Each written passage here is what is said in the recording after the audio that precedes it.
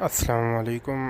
आज मैं Motorola mobiles का जो ऑफिशियल टूल है मोटो की, अ, वो उसके बारे में आप लोगों को गाइड करूँगा। तो इस दफ़ा उन्होंने इस टूल को बिल्कुल फ्री कर दिया है। आपने इनकी ऑफिशियल वेबसाइट से सेटअप को डाउनलोड करना है और नॉर्मल तरीके से इसको इंस्टॉल करेंगे। इंस्टॉलेशन के बाद हम जाएंगे नीचे सेटिंग एंड लॉगिन पे। यहाँ पे हमसे यूज़र नेम पासवर्ड मांगेगा। उसके लिए हम जाएंगे मोटो की ऑफिशियल वेबसाइट पे। वहाँ पे हम एक अकाउंट क्रिएट करेंगे। तो अभी मैं मोटो की वेबसाइट पे चलता हूँ। यहाँ पर मुझे एक अकाउंट क्रिएट करना है। तो जिस तरीके से मैं यहाँ पे अकाउंट क्रिएट कर रहा हूँ, आपने भी सिंपल इसी तरीके से करना है। रजिस्टर पे क्लिक करेंगे। नाम में कोई सा भी नाम लिख दें और ये मैंने नाम भी कॉपी कर लिया। अब यूज़र नेम जो आप लिखेंगे वही पासवर्ड में भी लिखना है, मतलब यूज़र नेम और पासवर्ड दोनों सेम रखने हैं, तब ये अकाउंट क्रिएट होगा। अभी यहाँ पे ईमेल सेक्शन में मैं अपना कोई सा भी ईमेल डाल देता हूँ। तो ये हमारा अभी ईमेल एड्रेस है, मैं gmail.com। तो इसके बाद पासवर्ड भी मैंने वही रखा है जो यूज़र नेम है और कंफर्म कर दूँगा।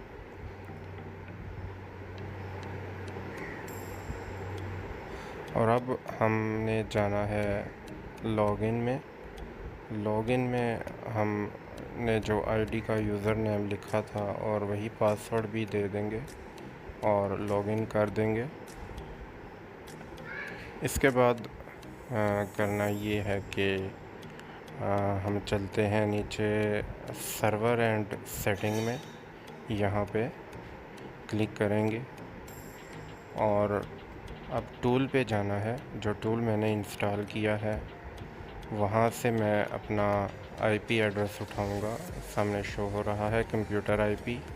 इसको दबा के कंट्रोल वी दबा के कॉपी करना है और पेस्ट यहाँ पे कर देना है। और अभी फिंगरप्रिंट कॉपी करना है यहाँ से कीबोर्ड की मदद से, और यहाँ पे मैंने पेस्ट कर दिया है। और ऑथराइज्ड डाटा पे क्लिक करके हमने ये अकाउंट क्रिएट कर दिया है। तो अब हम दोबारा टूल पे जाएंगे और टूल पे जो हमने आईडी क्रिएट की है वो साइन इन करेंगे।